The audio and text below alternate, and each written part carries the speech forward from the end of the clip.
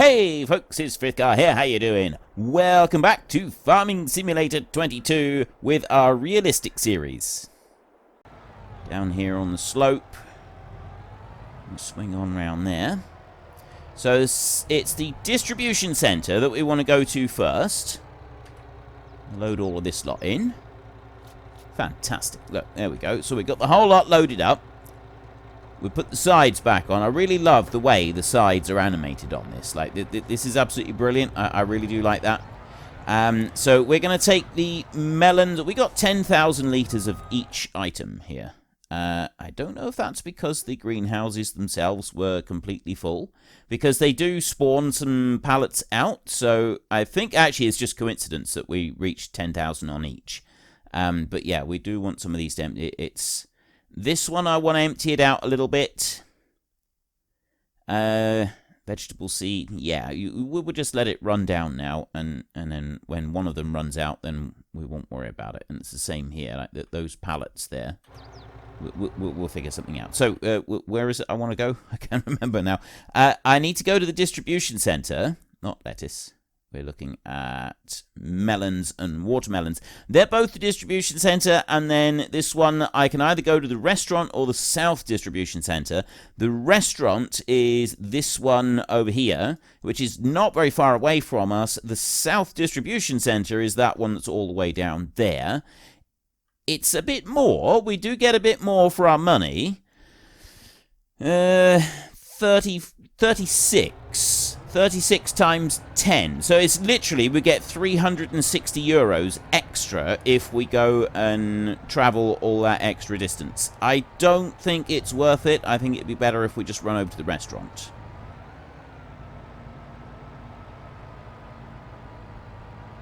I do like the hairpin bends that we have coming down around here. That's quite good. I mean, I do really like this map. I do. I'm actually really enjoying playing this map. I think this one is a lot of fun.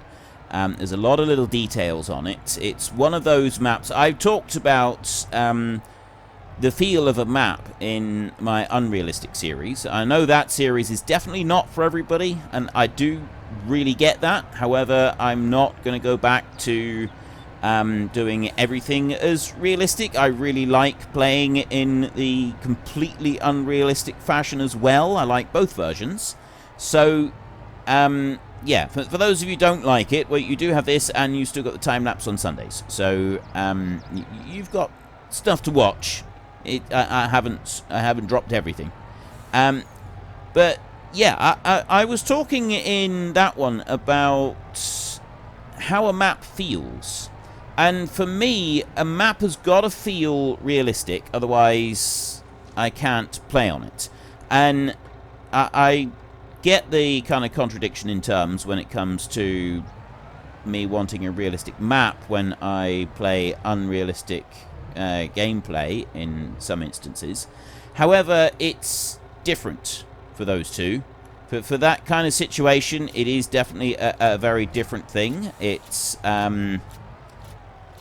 when I'm playing in, well, it doesn't matter what the map is I'm playing. If I'm playing a map, then I just need to drop all of those down a minute, and then we'll put the straps back on. If I'm playing a map, I need to be able to feel like the map is something. It's got to feel kind of familiar to me. It's got to feel like it's something that I could personally see myself doing. And for me, it doesn't matter what style of gameplay I'm doing.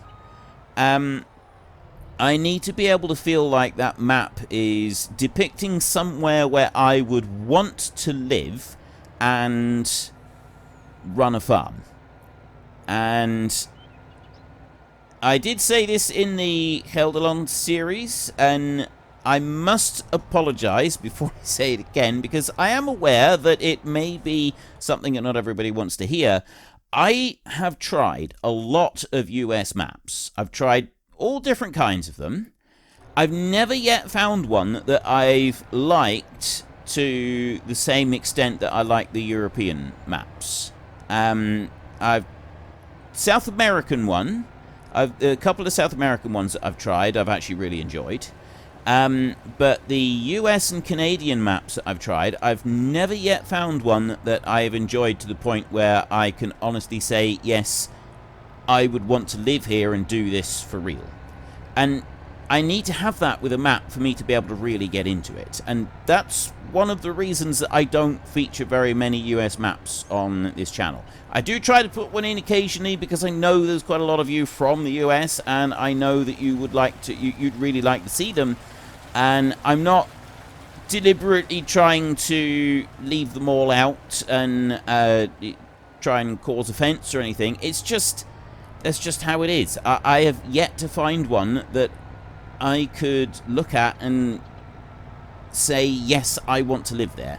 That's where I want to call home. Or that's where I could call home.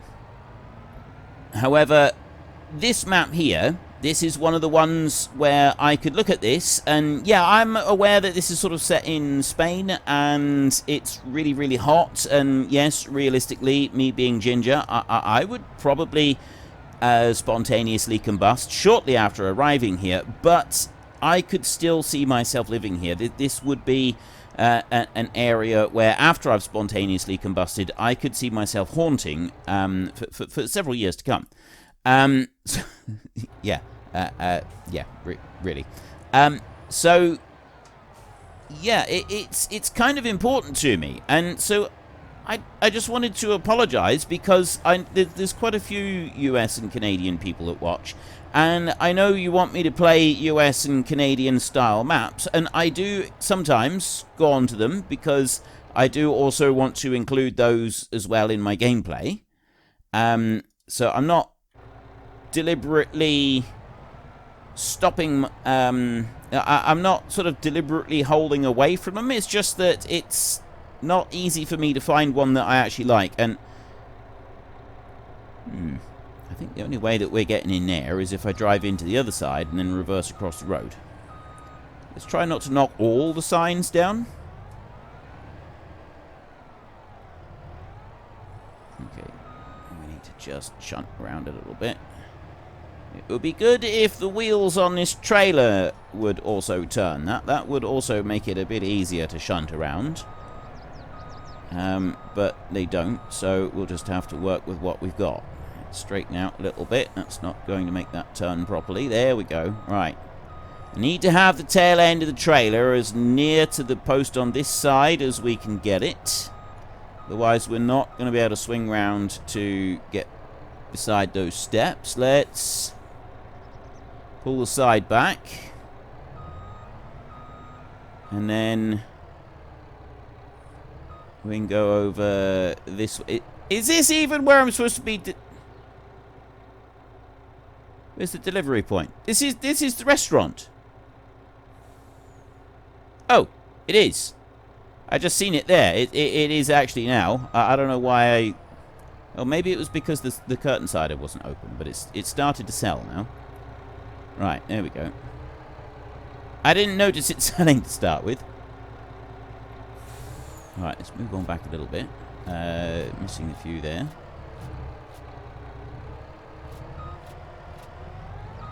A bit more. Last few. Another 1,000. Right, we've now got 50 grand. That should be enough to lease at least one of the harvesters that we're going to need. We can remove all of the straps and we can put the curtain sides back on. So when I do eventually finish up with this map, obviously I'm going to be looking for another one. So I'm not going to attempt a US-based map in my Unrealistic series, and I think I may have found the cause of my problems on... I've got some problems on that map, but I think I may have found the cause of them. Well, sort of. I'm in the process of pinpointing the cause of my issues on the map, so I won't be, hopefully, leaving that map for a long time to come yet. That one's just kind of going to stay. I want to build that one up and really sort of get into that one. This one here, we're gonna stay here and we're gonna play this one for a while, but I'm not sort of committing to staying for a really, really, really long time on this one, like I would like to on the other one. This one, we're going to kind of play it until I'm getting a bit bored with it, until we've sort of explored what the map has to offer, and then we'll move on to another one. And I kind of want to do that. I think it was in FS17. I basically started doing every 6 to 8 weeks I'd move on to a new map, something like that. Now, it probably won't be quite that frequently, but I do like the idea of moving around several different maps, doing it kind of like the farm management approach that we're doing on here. We can take a big chunk of money to the next map, and we can have a look and see what the map has to offer under some realistic kind of settings. And yes, I know that there are one or two of you that don't like the idea of me starting with a boatload of cash because that's not realistic. Well, yes, that's true, but it's also extremely dull to watch me build up from scratch every single time. And no, I'm not going to just go and play that behind the scenes. I might as well just start the map with a few million euros or dollars or whatever. So for this series, I challenge you, US and Canadian associates, and also Australians, find me a map from your country that I will like playing. That is my challenge to you. I will try some. I will try some, because I know that some of you would like to see those maps, and fair warning, I'm willing to try them. I'm not going to promise you that I will like them to the extent that I generally end up liking a lot of the European-style maps. But I will give them a fair try. How's that? I think that's a fair offer to you.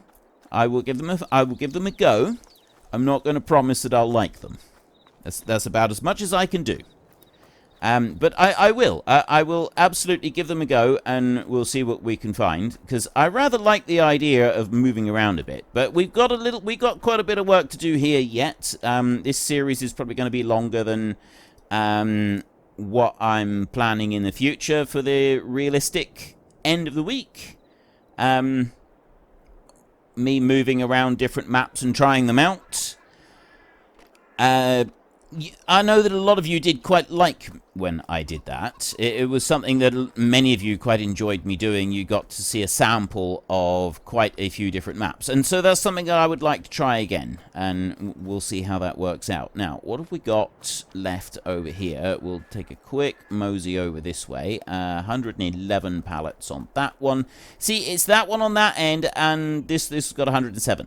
This one on this end that I'd like to move. So I kind of want to extend the bank a bit further, and what I think I'll end up doing is these signs here. I can't really change anything. I can bring the greenhouse over, maybe as far over as this tree over here, so the lane will come in here and it will end up sort of going down where this tree is and coming into the field here. So the moving will be done after we've done the harvest in here, which is actually going to be a few months, so we could probably stick a few more pallets in some of these greenhouses. I don't want to put lots in. I only want to put a few in, because I don't want to be using up lots and lots of... I don't want to waste the pallets, because the pallets is the one thing that's actually a bit more difficult for us to get. So if I pick up that block of pallets... Am I picking up a whole block? It's 140 kilos I'm running around with, by the way. I think that's pretty impressive. 140 kilos of pallets. What do we got? We got 6 Euro pallets right there. I can tell you from personal experience that running around with 6 of these things shouldn't be this easy. And 140 kilos does actually seem to be about right. So I'm going to bring this one over to this first greenhouse. We're going to drop these in here. There we go. So we've now got 240 litres in there. That should last us until, I think it's about September that the harvest is done in there. Let's have a look. It's the sugar beet. We want the sugar beet to be gone. It doesn't start until October. And I can't remember if we planted in March or April. So we may not get those out until November.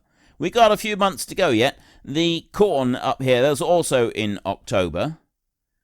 But our next crops is going to be up there, and chickpeas and lentils are also going to be coming up. So we've got a little bit of harvesting that we're going to be doing then. That's fine. Chickens, I think, are absolutely fine at the moment. So I'm going to get another stack of pallets like I did just then.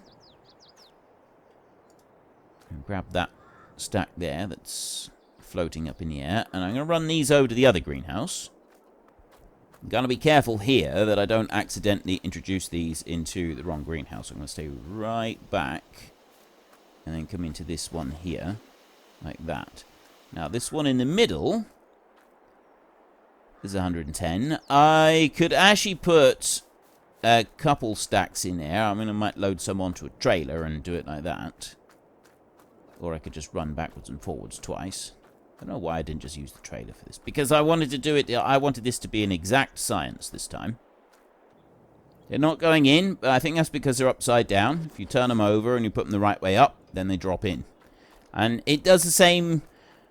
Well, I think, I was going to say all pallets, but I don't think it is all pallets. I think a lot of pallets do that. But there are some of them, I believe, that will empty out even when they're upside down. And I want to grab one more stack. And take this one and put this into the middle greenhouse as well. Down over the side, and there. Right. So, the middle greenhouse has got 300 litres of pallets, and it's got everything else in there that I want. Because that one's going to stay where it is. This greenhouse here, I'm going to move that one up quite a way. Probably over to about here somewhere.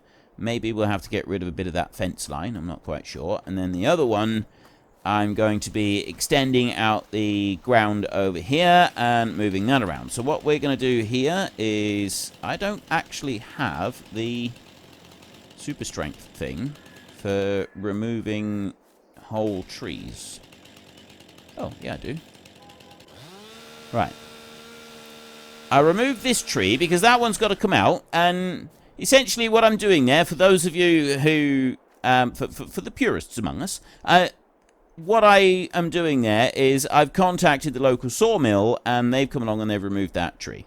And yes, I could go and take that timber over to our pallet factory, but it's a lot of work to take those over. It's a lot of work that I don't actually want to do. So I'm not going to. I'm going to refrain. This... Oh, wait, there. There. Get that one. Whole tree gone. Excellent. Right. That one's out of it, which means that then a bit later on we'll be able to move the greenhouse over. So we've prepared everything. There's nothing else that I want to do today, I don't think. The greenhouse is taken care of. The only other thing we've got at the moment is the chickens. They're coming along quite nicely, but we've still got some work to do. Grain right there. Food. Okay, so they got 1,000 litres in there. And we had the incredible disappointment of this one right here and us having to load it from the top. And I am still really disappointed with that. But what we are going to want to go with it, in order to be able to load it up in the future, we're going to need to get one of these belt systems. Not those belts, we're going to need one of these. I don't know which one we're going to use. Some of these are a tad more pricey than others. They're from the Agri... A lot of these are from the Agri pack. The Agi pack, I should say. That one there is 14.5. It's actually the cheapest one. The Agi pack has got all kinds of different ones. 44... Oh, that's fuel that it takes.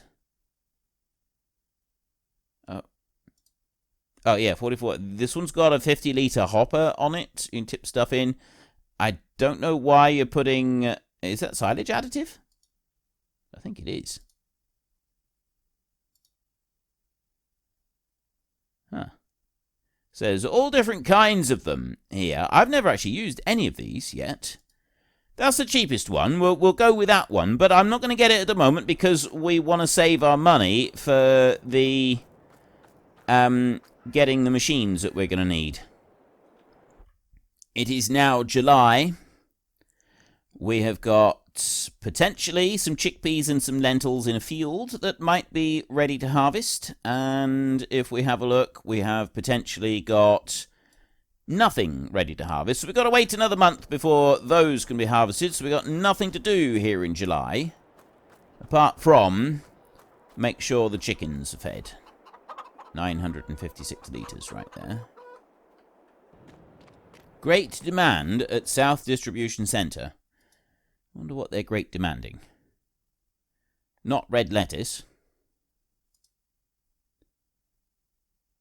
That's the problem when you've got a great demand going on. It doesn't tell you what it is unless you click through everything.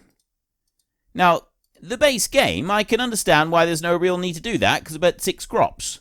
But when you start adding in a few extra bits, you got a lot of different potential crops, but it doesn't actually tell you what the... So I got a great demand at the South Distribution Centre, but it's not telling me what that great demand is. And I look on here, and does it show up on the price? Nothing. So it's not telling me on here either what the thing might be. I need to find out now. At last. Carton rolls. There, South Distribution Centre is currently on a great demand. You get 4,054 with those.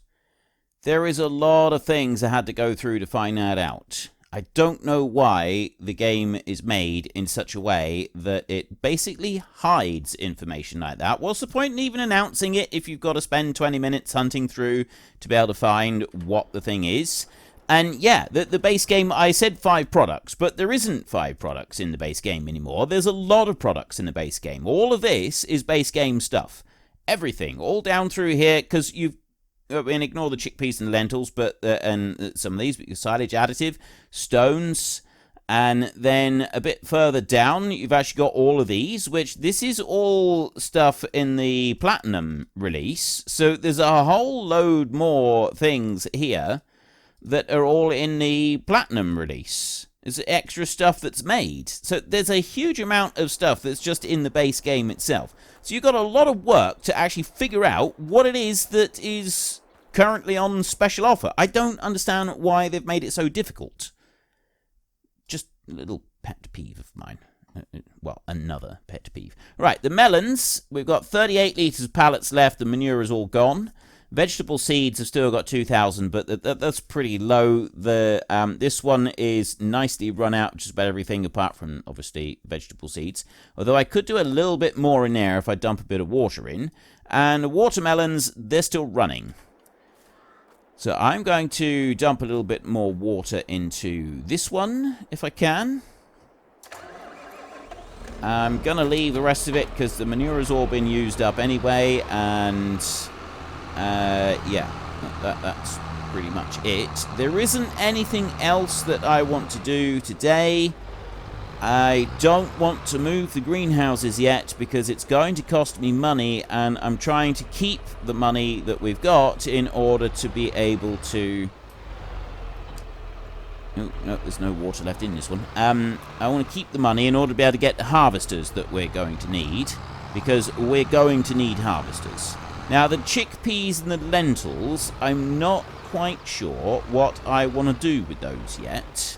What options we've got with them. Let's put you over here and start filling you up. Yeah,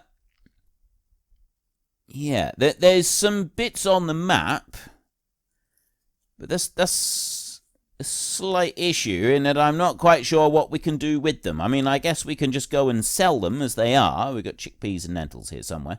But whether there's something that we can use them for, it's definitely not going to be pistachio oil.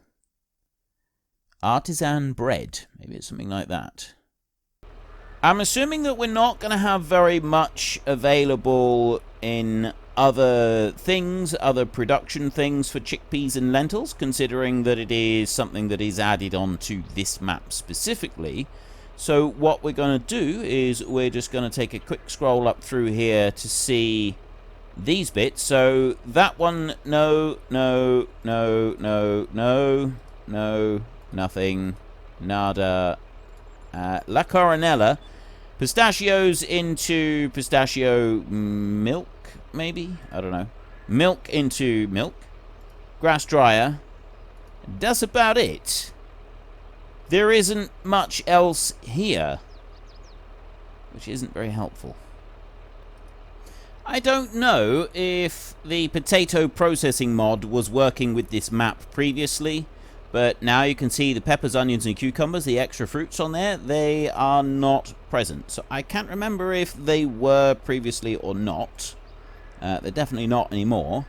These greenhouse ones here, it's the La Coronella ones that I want to... Here we go. Those do have the correct fruits and vegetables on, so those do work at least, but that wasn't what I was looking for. I was looking to see if there was anything that we could do with the lentils and chickpeas. I suspect that what it is that we've got to go and buy something, a new plot of land, and it's going to be somewhere on there. It's going to be one of these plots that has got some way of processing one of them. But which one it would be, I have no idea. I've had a little bit of a wander around on the map and had a look at several buildings around here, but I can't see anything that takes lentils and chickpeas. I'm sure there probably is something, but we'll just treat them as a cash crop and we won't worry about doing anything more with them. So this one here in the middle, I can overload a bit of water into that one. And then, oh no, I don't want to do that. I want to go here. So I stick a bit of water in there. I want to put a little bit of water into this one. I won't put too much into this one, there's no point. I'll just put a couple thousand litres in there. Just so as it uses up the rest of what we've got in there for the lettuce.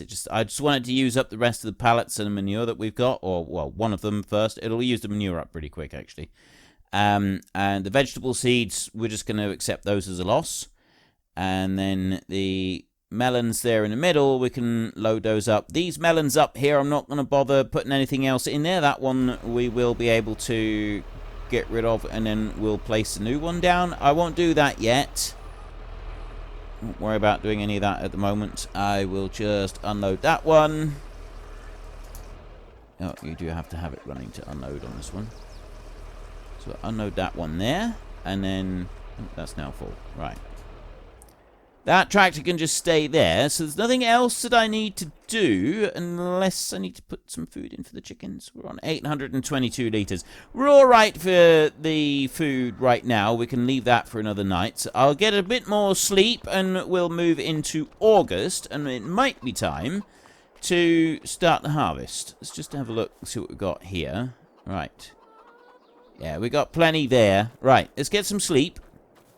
August. Oh yeah, I put the eggs in there, didn't I? 1 pallet of eggs. Right. Unfortunately, folks, that is all we have got time for today. A massive thank you to everybody who has earned their way into the Great Book of Names. To find out some more details about all the names coming past, please head into the description and click on the link to the Discord. It's a link to another video. The link is on the other video. Please also consider checking out the links there for Nitrado, who provide gaming servers for games like Farming Simulator, Minecraft, Ark, and several others.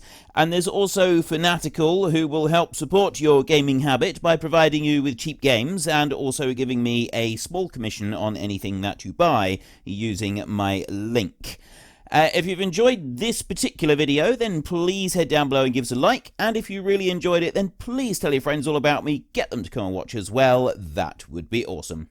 And until next time, thank you very much for watching. This is Frithgar. Goodbye, and see you later.